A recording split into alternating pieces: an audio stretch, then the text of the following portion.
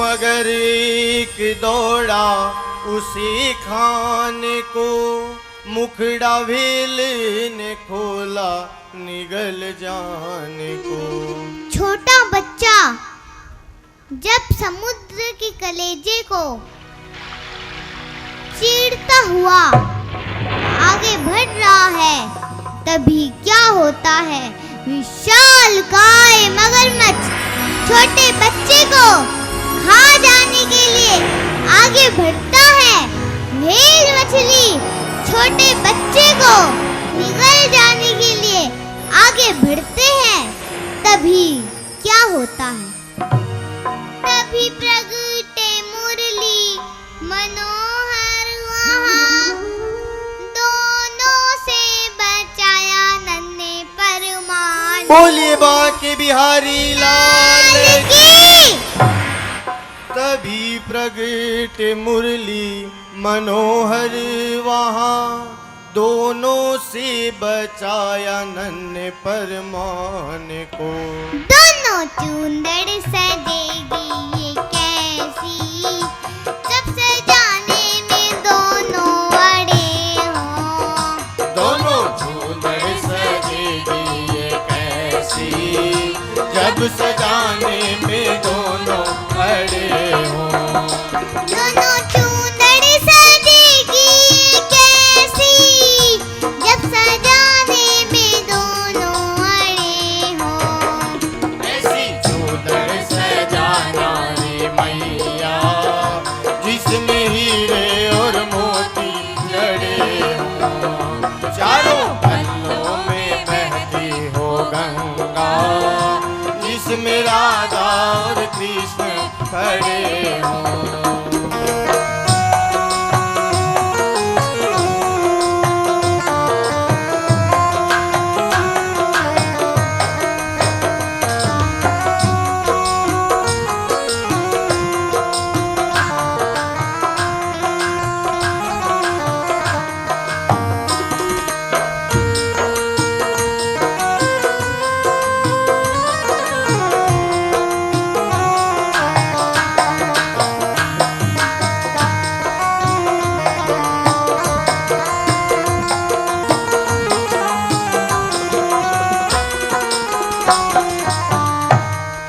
विशालकाय मगरमच्छ और व्हेल मछली छोटे बच्चे को निगल जाने के लिए आगे बढ़ते हैं, तभी भगवान मुरली मनोहर छोटे बच्चे के पांव के नीचे अपना हाथ दे देते हैं और उसे ले जाकर वहां छोड़ते हैं जहां मोतियों का भंडार भरा पड़ा है। नन्हा मुन्ना छोटा सा बच्चा अपनी फटी सी कमीज में मोतियों की पोटली बांध लेता है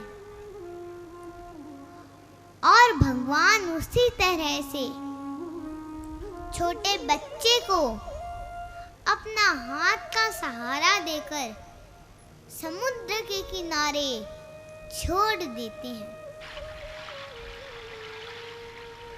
बड़ा प्रसन्न, बड़ा खुश बच्चा हंस रहा है, आगे बढ़ रहा है। तभी एकाएक उसका दिमाग ये काम करता है, पागल, नादान,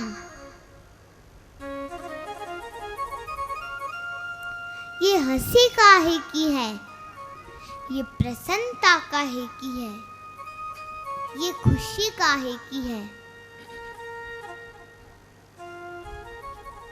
क्या इन मोतियों से तेरी चूंदड़ बन जाएगी? पागल, तेरे पास मोती तो हैं, पर चूंदड़ लाने के लिए पैसे कहाँ हैं? बिना चूंदड़ के मोती का करेगा क्या? ठिठक जाता है बच्चा, रुक जाता है बच्चा, तभी क्या होता है? रंगरेज बन करके, ए जी रंगरेज बन करके, ए जी रंगरेज बन करके आया मुरली वाला। कोई ले लो रे चूंदड़ कहे नंदलाला, कोई ले लो रे चूंदड़ कहे नंदलाला। रंगरेज बन करके, रंगरेज बन करके आया मुरली वाला। कोई ले लो रे चूंदड़ कहे नंदलाला, ले लो रे चूंदड़ कहे नंदलाला।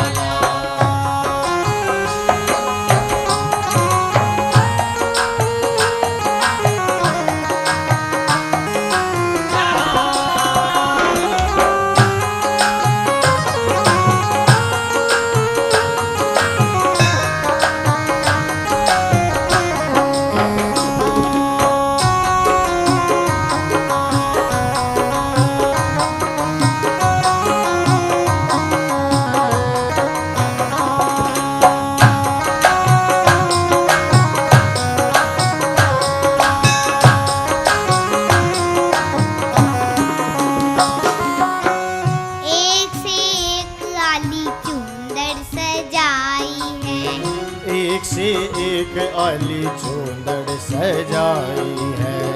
इंद्रधनुष के रंग से इनको रंगाई है। हाँ, इंद्रधनुष के रंग से इनको रंगाई है।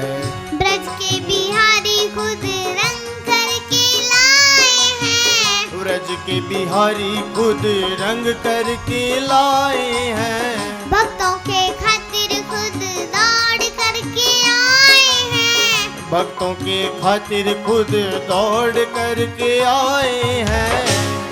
छोटा बच्चा जब ठिठक जाता है, तभी भगवान मुरली मनोहर सामने से प्रकट होते हैं। छोटे बच्चे के छोटे छोटे कानों में आवाज पड़ती है, कोई चुंदड़ी ले लो, कोई चुंदड़ी ले लो। जिस प्रकार से बुझते हुए दीपक में किसी ने घी डाल दिया हो और उसकी लो प्रज्वलित हो जाती है।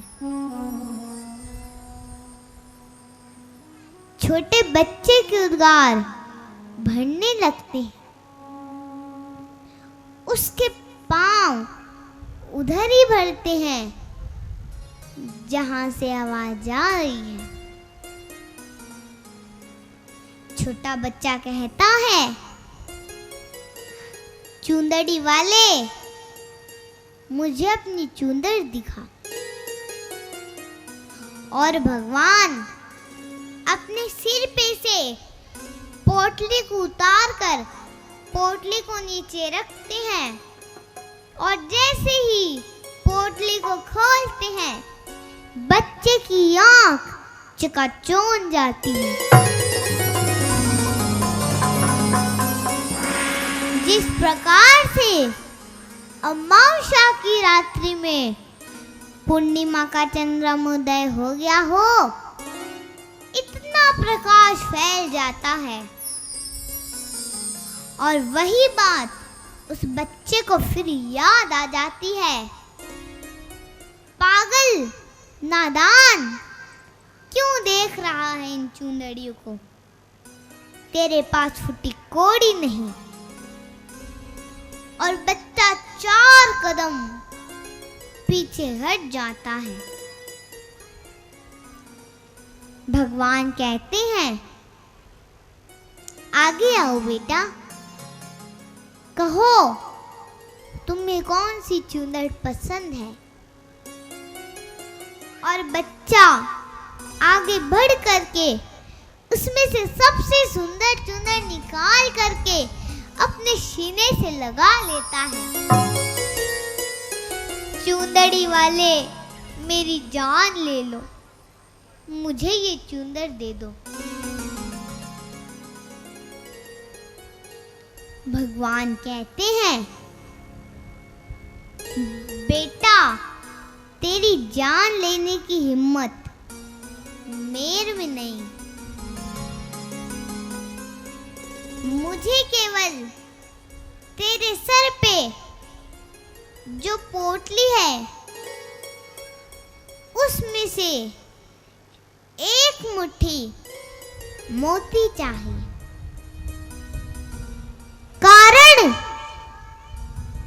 कारण मेरा 56 करोड़ का भात तेरी इन मोतियों से बनी चुंदर से पानी ना पी जाए। और भगवान प्रगट में कहते हैं, बेटा, तेरे सर पे जो पोटली है, मुझे उसमें से केवल एक मुट्ठी मोती चाहिए। बच्चा खिल हो उठता है, हंस हो उठता है, प्रसन्न हो उठता है। चुंदड़ी वाले, मैं तुझे एक मुट्ठी मोती नहीं, दो नहीं, तीन नहीं, 4 मुट्ठी मोती दूंगा। मुझे चुंदड़ी दे दो। भगवान छोटे बच्चे से एक मुट्ठी मोती लेकर के चुंदड़ी दे देते हैं और वो चुंदड़ लेकर जा पहुंचता है अपनी माँ के पास, जहां उसकी माँ बेहोश पड़ी थी।